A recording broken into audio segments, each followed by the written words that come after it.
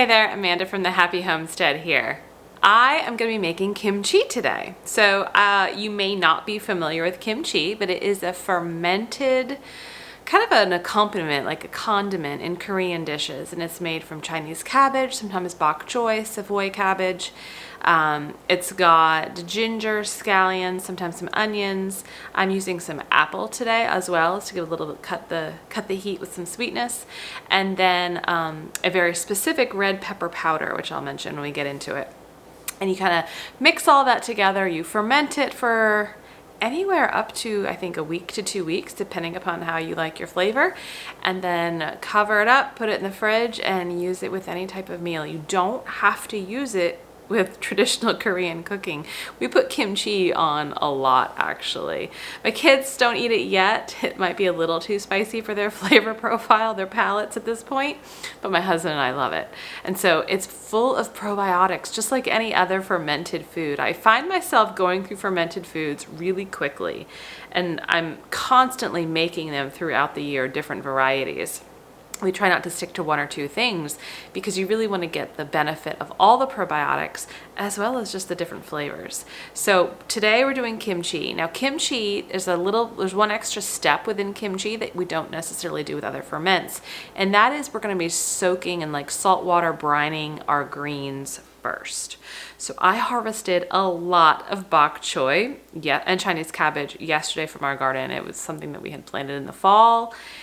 We're getting ready to do our summer garden in a few weeks. I needed to get that out and it was starting to bolt. So got all of that out, got it washed. Let's get started. Okay, I have all of my greens. I'm doing 2 big bowls here. This looks like a lot of greens. I realize that. It is a lot of greens. It's 2 pounds per bowl. So 4 pounds total. And we've got Chinese cabbage. And like I said, we've got bok choy from the garden. And everything has been washed and cut into about 2 to 3 inch slices, very roughly chopped. Like, don't get precise here. I just, I would take a piece of cabbage and chop it into 3 pieces, or, the bok choy. It's all gonna be kind of mashed together in this ferment anyway, and it's all gonna really shrink down in size significantly. So don't get too hung up on sizing, just rough chop it and get it weighed out. And so if you're doing 1 bowl, it's 2 pounds. If you're doing 2 bowls, it's 4 pounds. So I did about 1 pound of each green in each bowl. Now I'm estimating, I don't know exactly, but I'm estimating this is going to give me between 2 to 3 quarts of kimchi, right? And then we'll just keep it in the fridge and use as we go through it and as we need it. So these are our greens, washed and roughly chopped and measured out. We also are going to be doing scallions, ginger, like I had mentioned, the apples, onion, sea salt, right? So we're actually going to be brining our greens first. We're doing that, and we're using sea salt. You can use kosher salt if you have that as well. I would not use if you're using the kosher salt, because that is a pretty coarse salt, make sure you give it time to dissolve a little bit in some warm water before adding it in. I try to use a finer salt, so it just takes less time to do that. And then this is, you can see I labeled it, red pepper powder for kimchi. I know you can't read that, but that's how I labeled my jar. This is the specific red pepper powder, and it is called, I've got it here, gochugaro. I don't know if I'm saying that right, but it's Gochugaro.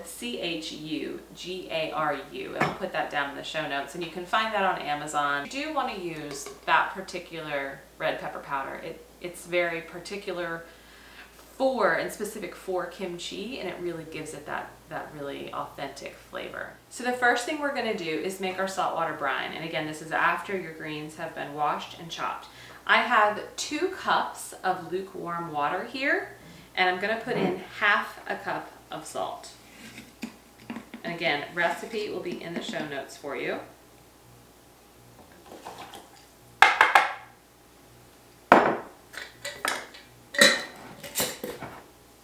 I'm just going to mix that around, help dissolve that. And it's only going to be 1 cup in each bowl. So I have 2 cups here, right? But I'm dividing that out, 1 cup per bowl. And guys, the only reason I'm doing this is because I don't have a bowl big enough. These are my biggest bowls I got. I don't have anything bigger to combine that into one. So that's why I'm separating it out. The recipe just doesn't change. It's just that I'm evening out the brine water. Okay, so I'm going to pour 1 cup in.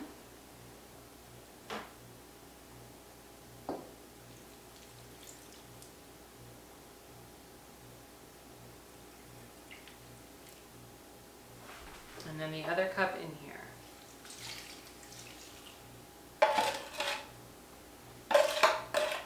Okay.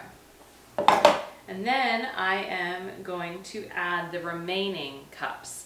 So I need to put more water in here because what we're doing is we're soaking this down. So I'm going to add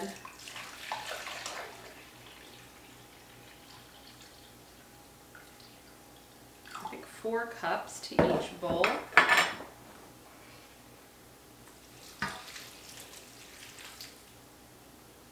Actually, that's 2. Let's start with 2.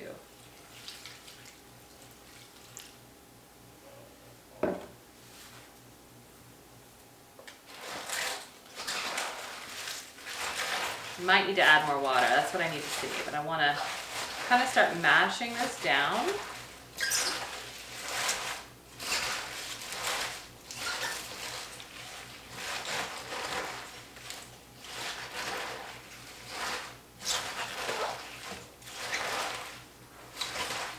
So it's kind of like when you make sauerkraut, right? Because you actually put salt in and massage the salt water into the sauerkraut.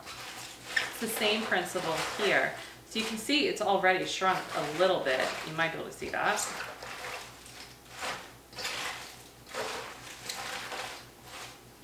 Let me go the other one.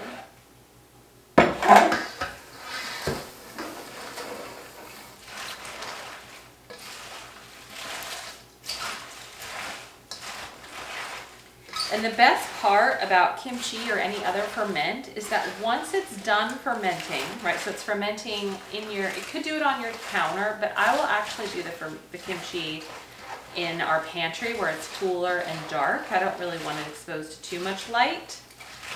But once it's done fermenting, you can just put a regular lid on it, a regular canning lid, and put it in the fridge.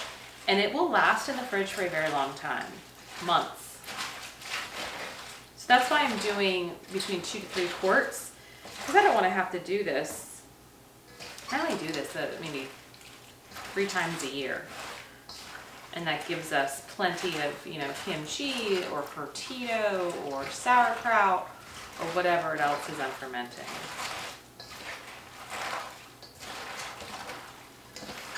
Okay, see that's already even lower than this one. So just keep this process going.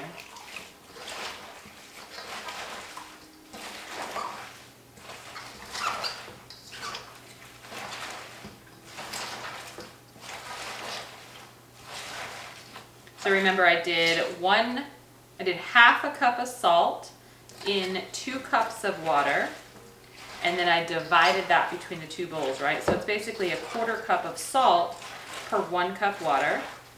And then I added 2 more cups of lukewarm water to each bowl, right? That's what I did, yeah. Oh yeah, I don't even need to add any more water. This is shrinking down beautifully. So now what we're gonna do to keep this under the water level is weigh it down, just like you would weigh it down with any other ferment. It's just that we don't always brine everything that we're fermenting. This is a little bit different step. And because it takes a couple of hours, you really want to make sure you're planning ahead with that. Yeah, so you can see how it has shrunk. Everything looks good. Because I want to be able to see the water line, right? So you can kind of see. Yeah, and then if we do this on top, yeah, that looks good. And then just go around the edge and make sure that all your cabbage is under the line of water brine. Okay, so that one's good. I'm gonna do the other one, and we'll leave this for approximately 2 to 3 hours. And in the meantime, we'll make our paste.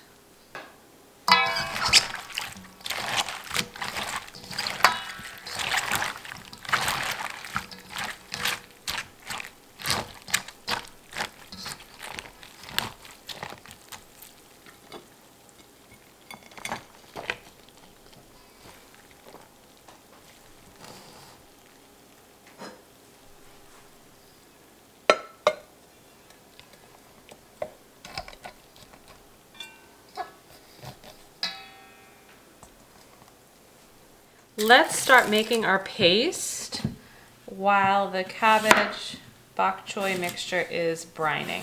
So I have 2 organic apples here, and I'm just gonna roughly chop these. So what I'm doing is just putting everything in the food processor, and it's really to your liking. You know, a lot of the recipes say a paste. Mine will be paste-like, but I don't want everything to be fully pulverized. So it's going to be pulsed and finely chopped. But everything is going to go in the food processor, and then we'll pulse it.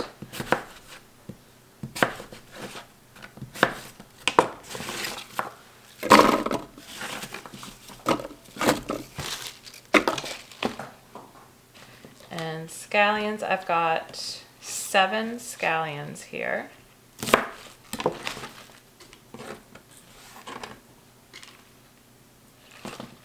Just cutting the ends off. And I'm going to go a little bit up to the greens. Again, roughly chop.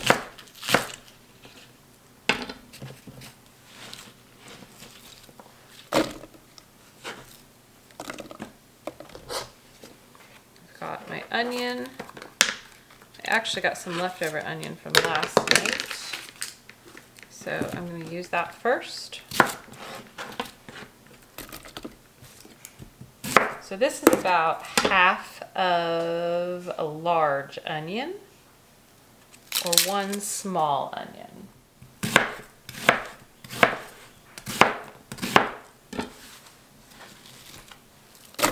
Got 4 garlic cloves. When you smash garlic, it actually helps release, you know, garlic is so healthy for us, right? But when you smash it, you actually help release a lot of those helpful properties. So I'm just going to trim off the root end.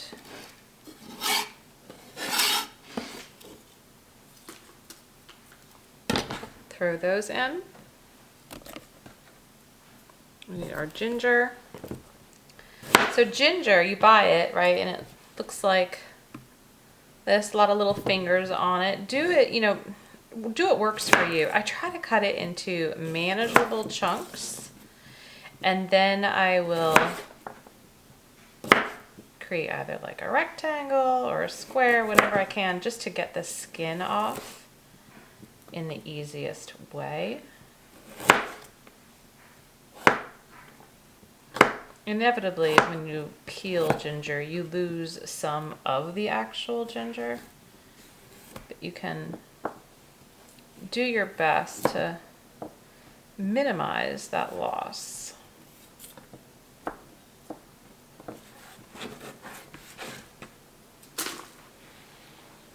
Okay, and again, just roughly chop. I'm gonna do 1 more square of ginger here. You know, some people will peel ginger like with a peeler, like a carrot peeler. I just trim it with a knife. Okay. All right, we're not going to add our red pepper yet. Let's get this pulsed.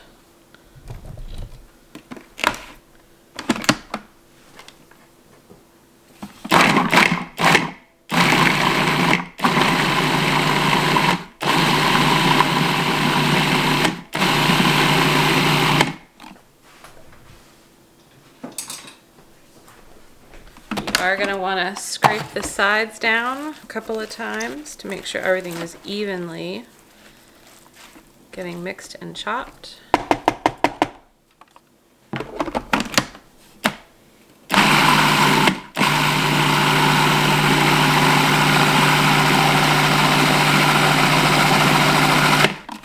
Okay, I like that. So now I'm gonna add my Korean pepper. We're gonna add 6 tablespoons.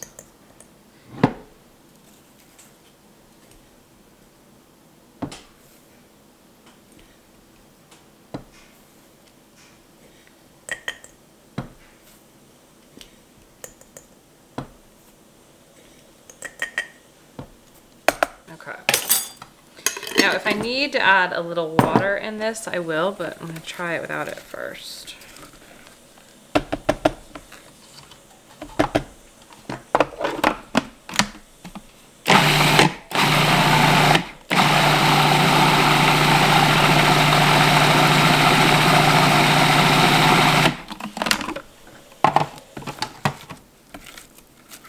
If you can see the texture. So it's certainly come together well. It's still very finely chopped, right? It's not liquefied yet. I personally don't like mine liquefied. I like it in the finely chopped consistency. All right, I think that looks good. Okay, so this is ready to go. So we're just gonna leave this here until our cabbage is done brining. So 2 hours is up, and you can see how much brine has even come out, right? The water out of the cabbage. So we are gonna rinse this. We're gonna rinse all of our greens in clean water.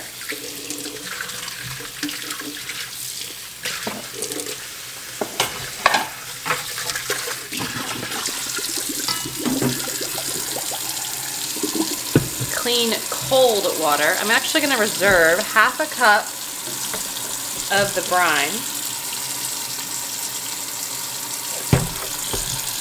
Okay, so we got plenty of brine saved in case we need it. But now we're going to rinse this out in cold water. So we want to get all of that salt off. I mean, some of it obviously is going to stay. But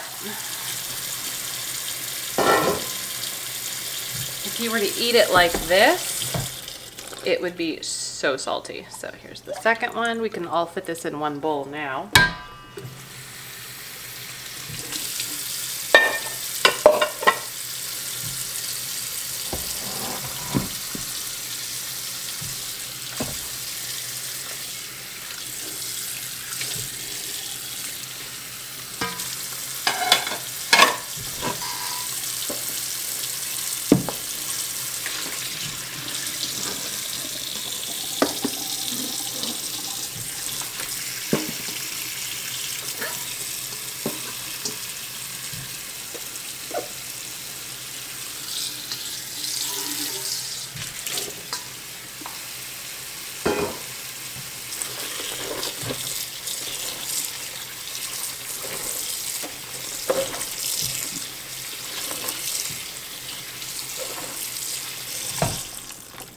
Okay, I think that's pretty good.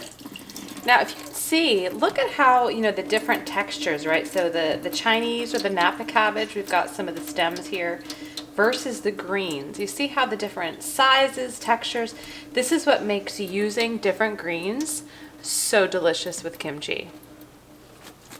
All right, let's put our greens, our rinsed greens, back in.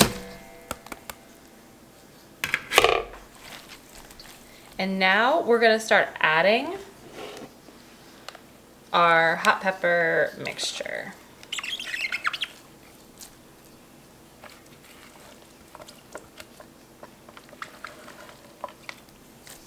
And we're gonna massage it in. Now, I highly, highly, highly, highly recommend that you use gloves for this part of the recipe. I can already feel it coming to my eyes. but I'm going to use gloves. I'm just going to mix it all up. You want to try to coat all of the greens with the red pepper mixture.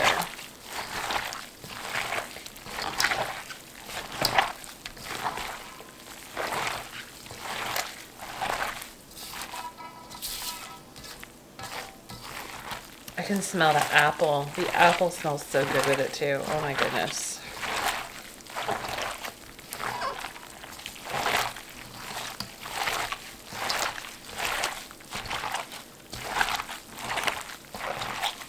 And once you feel you've got it pretty good, it doesn't take too much time. So I've got 3 quart jars. I am going to start packing my jars now. And again, gloves help. Wide mouth jars, I believe, are best.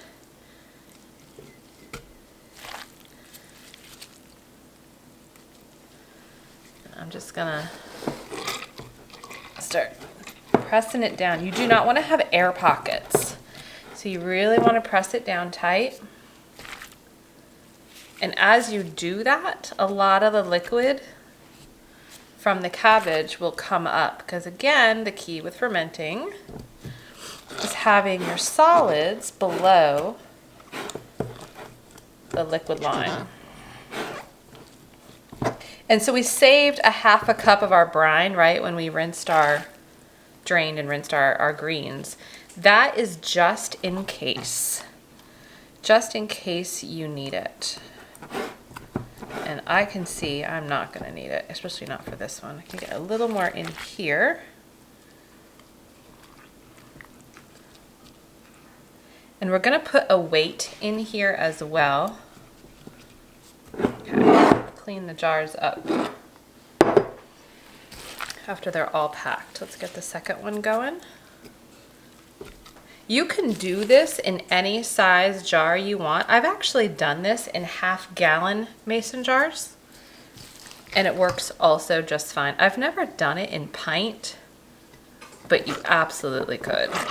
I don't think I would go smaller than pint though. It just doesn't really make too much sense for the effort. Make sure you get all those air bubbles out. I can actually see an air bubble down in there. Here we go.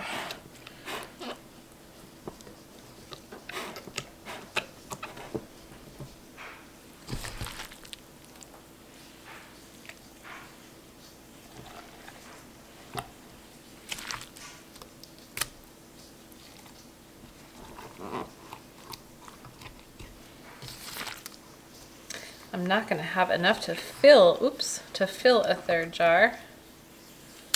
That's okay. I still have enough for a third jar. Yeah, I see some of my liquid came out.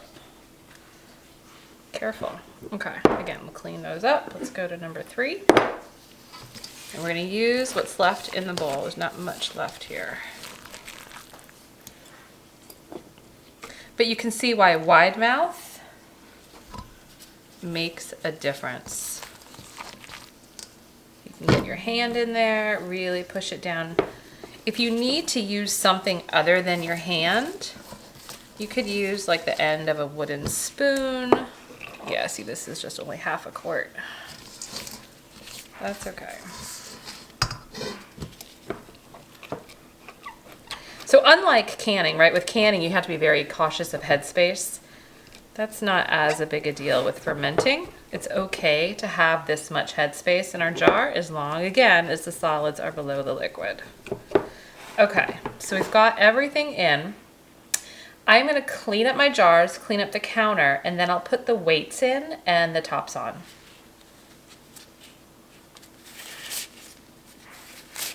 Okay, so our 3 jars are cleaned up. What I did was I just kind of rinsed the outside of them. I also wiped off the rim to get the rim clean, and I kind of ran my finger along the inside of the rim as well. All right, so I've got 3 weights. We're gonna put our weights in and push down. Don't push so far, right, that the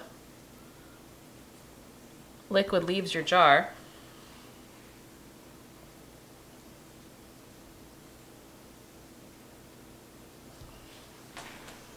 And then this one doesn't have a handy little notch in it, so this one I'm just gonna have to do this way. Okay. So I am going to use, I have 2 of the airlock fermenting lids.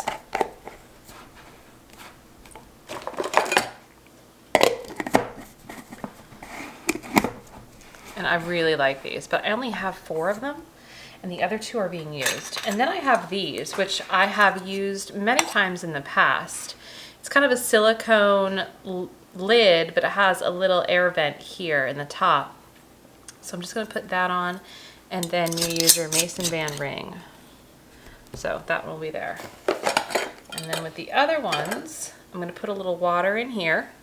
And so with the water in here and then in the lid, what this does is it prevents air and bacteria from getting in while allowing the gases to escape. So then you put dome on and then the lid. So the silicone ones, right, these are, like I said, perfectly fine. I have used them for years without any problems.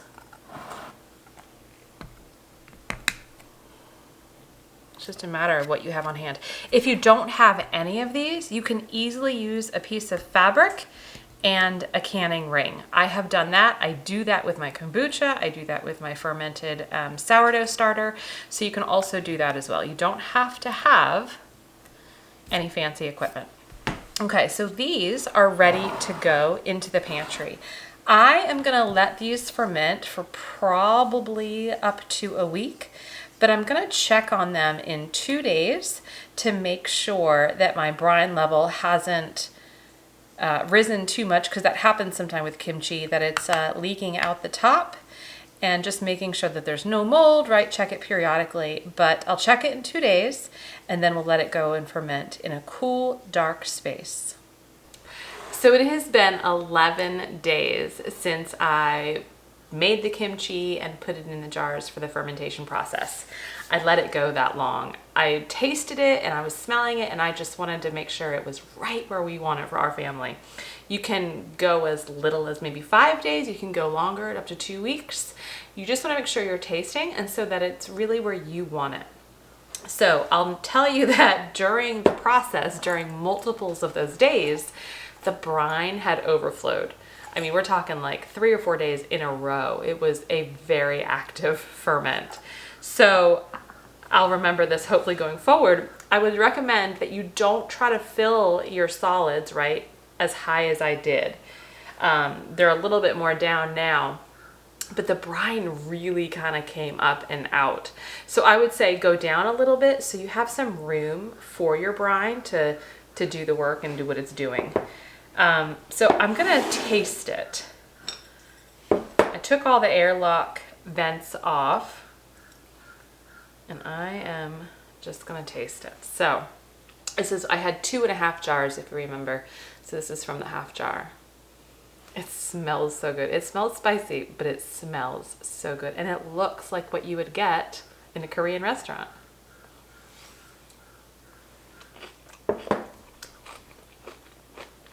Oh yeah. That is good.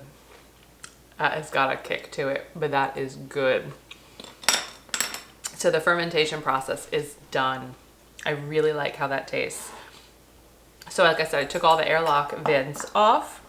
What I'm gonna do is just store these in the refrigerator with just a regular canning ring and lid. I am going to keep the weight in. I wanna make sure that I'm not allowing anything to go bad. So I'm just pushing my weight back in, getting my brine levels up to keep everything covered. I just want to make sure that we have enough liquid that everything does stay nice and good. But the lacto fermentation process, it doesn't necessarily stop once it's in the fridge. It still happens. It's just slowed down tremendously. So you can keep this in your fridge, I would say up to 6 months probably. I'm going to be averaging about 4 to 6 months for our family for these 2.5 jars. The kids don't eat it very much because it is spicy, but my husband and I like it. So yeah, everything looks good. So I'm just going to lid these up and put them in the fridge and enjoy as needed. If you have any questions, let me know. I hope you'll try to make kimchi for yourself. It is really good and it's not hard to do, as you can see. And fermented products have a place in every kitchen. Stay healthy, stay well. I'll see you next time.